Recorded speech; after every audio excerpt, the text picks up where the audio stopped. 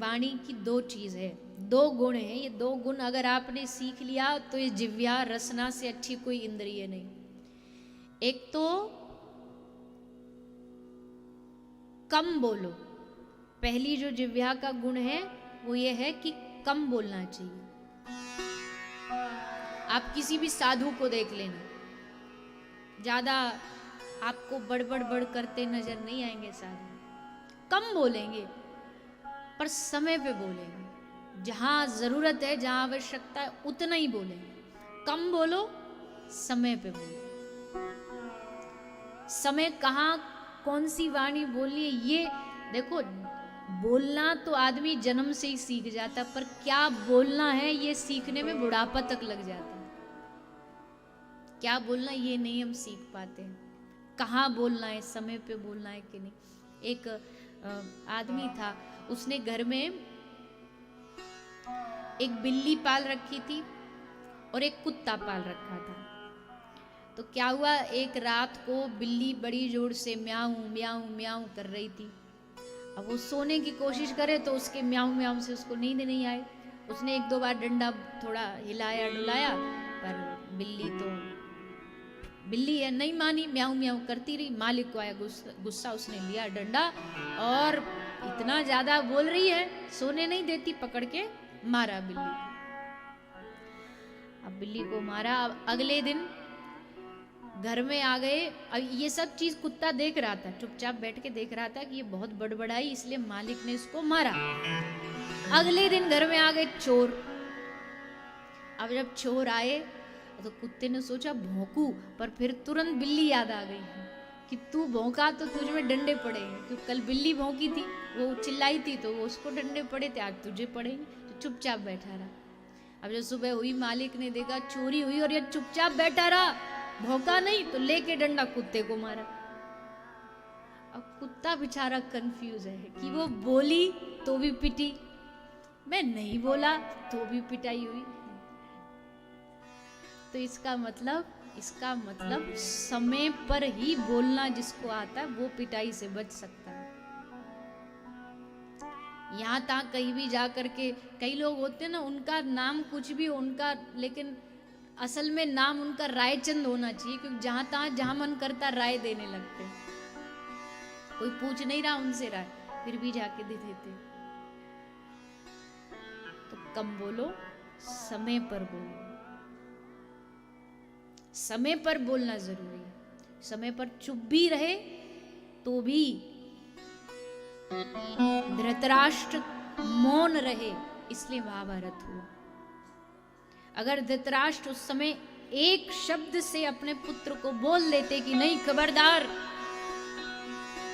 ये पांचों मेरे भाई के पुत्र हैं, कृष्ण प्रस्ताव लेके आए हैं, 5 गांव जरूर इनको मिलेंगे, अगर धृतराष्ट्र बोल देते तो महाभारत नहीं होता।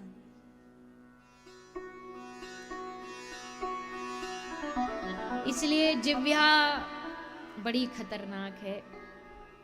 जिसको चलानी आ गई, यानी बोलना आ गया समय पे, उसके लिए इससे बड़ा कोई अस्त्र नहीं।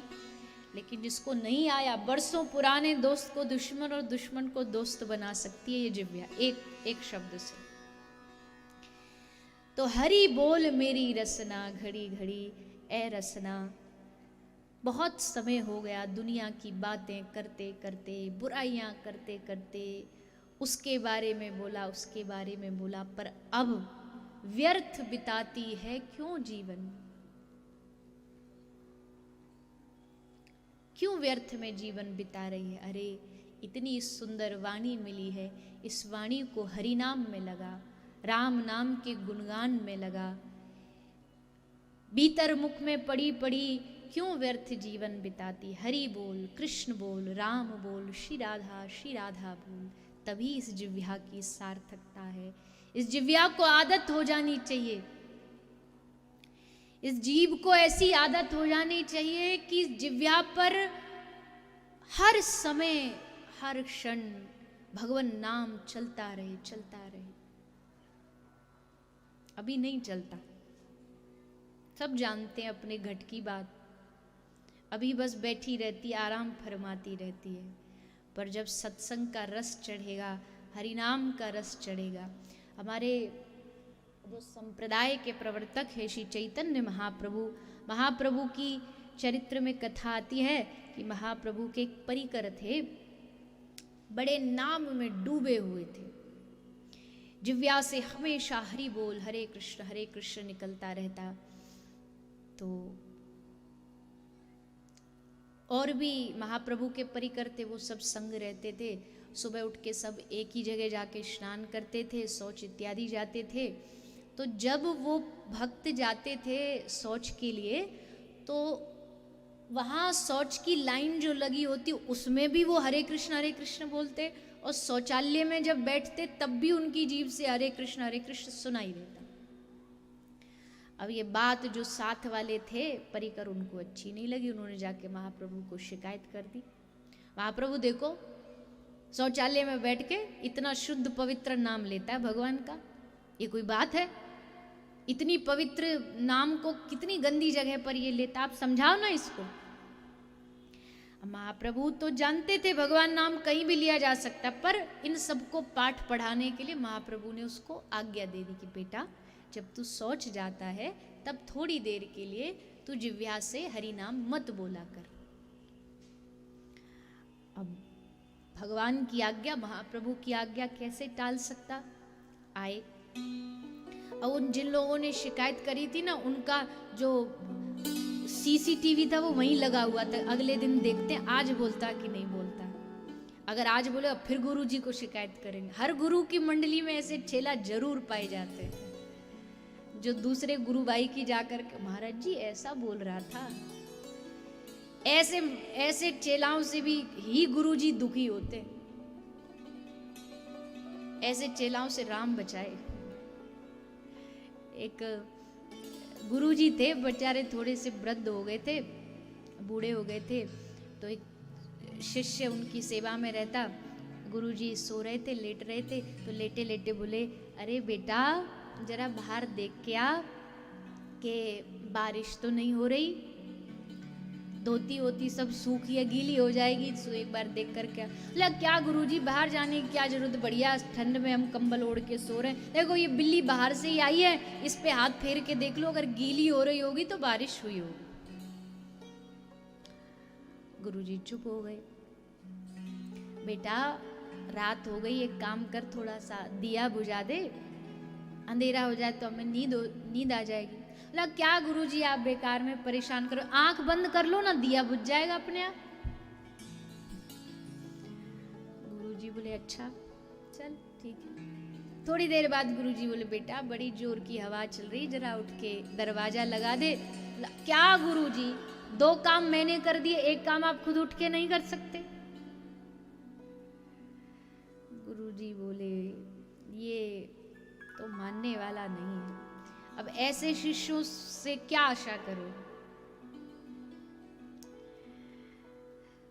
तो होते हैं कुछ गुरुजी की आज्ञा भी उनके लिए कोई मान्य नहीं रखती।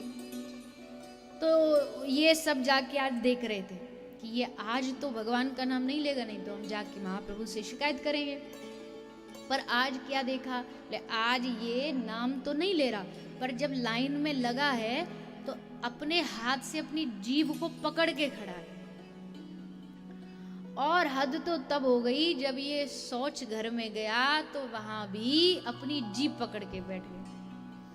अब तो महाराज ये तो बड़ा अपवित्र काम किया इसने। फिर गए महाप्रभु के पास, बोले प्रभु अब तो इसने हद ही कर डाली।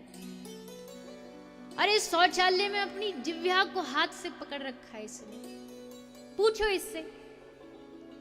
महाप्रभु ने कहा बेटा क्या कह रहे ये सब, तूने शौचालय में ये किया। तो उस परिकर की आंख में आंसू आ गए। महाप्रभु क्षमा करना, पर मैं आपकी आज्ञा टालना नहीं चाहता था, पर क्या करूं, मेरी जिह्वा को ऐसी आदत पड़ गई है कि मैं लाख कोशिश करता हूं कि ये जिह्वा चुप बैठ जाए, पर फिर इससे निकल पड़ता हरे कृष्ण कृष्ण कृष्ण हरे हरे।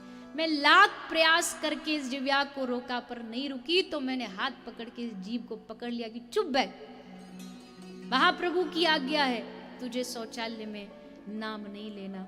जैसे महाप्रभु ने सुना, उसको गले से लगा लिया। महाप्रभु ने कहा कि ये है मेरा असली परिकर। जिसकी जिह्वा को ऐसी आदत पड़ जाए कि पकड़ के रोकना पड़े कि अब तो थोड़ी देर तू आराम कर ले, सोचो उसकी जिह्वा कितनी धन्य होगी कि जिसकी जिह्वा से दिन रात राम राम राम राम निकल रहा। और ऐसा जो करता है ना, जिह्वा नहीं, उसके रोम रोम में फिर भगवान का नाम बस जाता है।